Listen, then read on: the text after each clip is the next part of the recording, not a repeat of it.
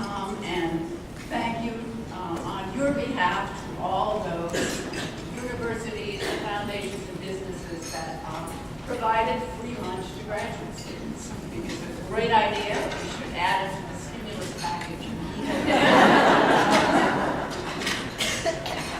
And listening, and it's great to see how many graduate students are here. But as I listened to Tom's report on my publishing history, I realized I may be a very, very bad influence, because you're always supposed to tell your graduate students to aim narrow, follow through on your very precise topic, and I have never done that, and I'm not going to do it again today. I want also to say something about the title of my talk. It's proved to be a rather interesting story. When I first raised that question, what was it? Is there a future for women's history? I intended to do a historiographical exercise. And in fact, I did pursue that a little bit. I asked myself, first of all, what's the condition of women's history? Does it have a future in terms of comparing, perhaps, that first book of mine in 1975 to any monograph that you could see on the issues of women's history at the book exhibit? And I think all of you know the result of that contrast. Contemporary monographs are so much more sophisticated in terms of theory, research methods, the whole apparatus of the historical profession. So, in those terms, it's clear that we're thinking about the future of excellent scholarship devoted to the topic of women. Research should have a very strong history and a strong future. When I look also at the program for this OAH meeting, I realized that, in fact, there is really lots of stuff on women. You could have a separate women's history conference and go from session to session on that theme. What I also noticed, which surprised me in terms of short-term history of the field, is that most of the sessions that are somehow spilled out of that enterprise that we first called women's history still are labeled by the simple word woman or women. I think probably 10 years ago, I thought that the term woman was being displaced by gender, masculinity, sexuality. So that's a really interesting phenomenon. I wonder about the resilience of that word.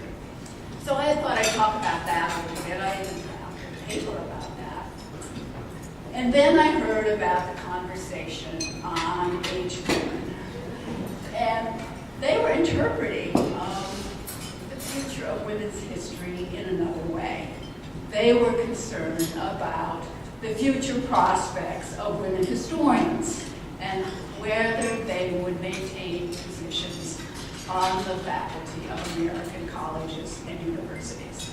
And this is a real issue, and it's an issue that strikes me as particularly powerful at this moment, when the generation of women that pioneered the field and pushed their way onto the roster of faculties across the country would like to be retiring. But our pensions and our 401ks are not necessarily going to let us live this. And that's not just our problem, of course. It's a problem for our graduate students. We wonder whether positions in women's history will remain. Are they jeopardized by the bad economy and by changes in scholarship and political priorities? So this is something that needs to be talked about.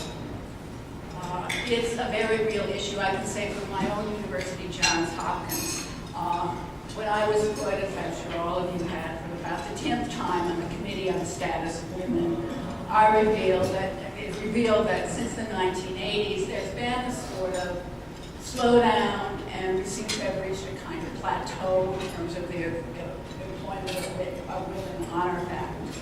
It's at about 30% of the tenured faculty.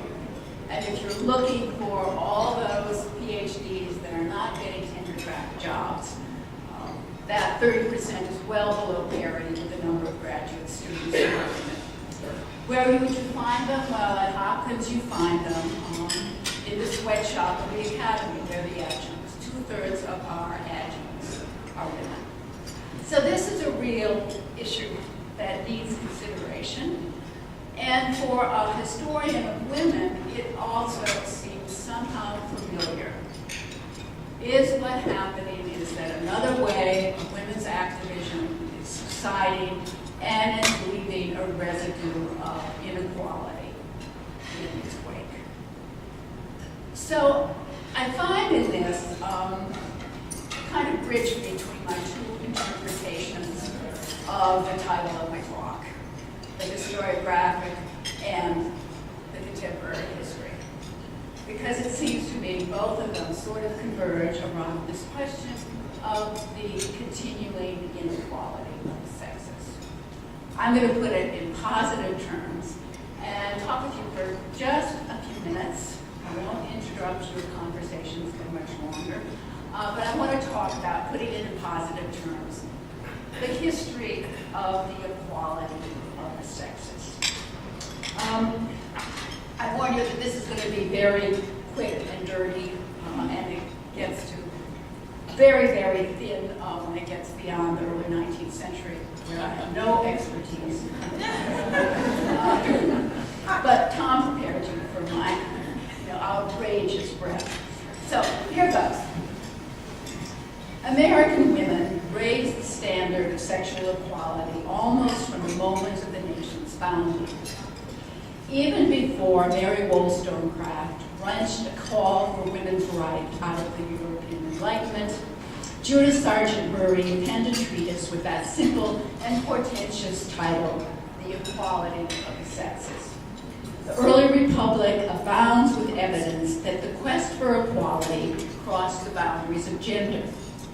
Murray rejected this distinction that to sex ascribes and rejoiced that nature with equality imparts. She was joined by that anonymous female advocate in 1801 who called upon the wise and the pious to concede an equality between the sexes. She laid claims for nothing more than the just rank which God and nature designed, that equality of talents, of genius, of morals, as well as intellectual worth, which does exist between the sexes.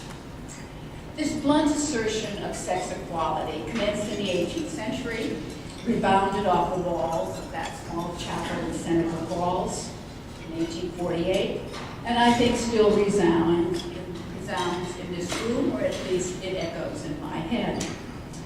It did, however, quickly produce some second thoughts. Rosemary Zagari has called it a backlash.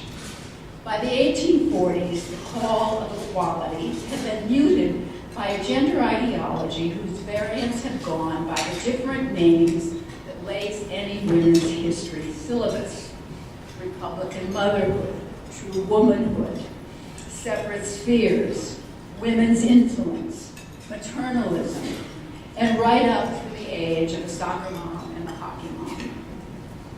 The forthright assertion of equality of the sexes has been repeatedly muddled, if not eclipsed, by a doctrine of separate but repeatedly equal.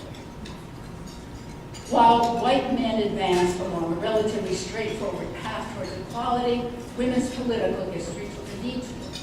What Mary Kelly calls gender republicanism became what she called the feminine other to the masculine state. Zagari argues that separate spheres were a direct reaction to political democracy. That first clear call for sexual equality proved to be overly optimistic, even a bit naive.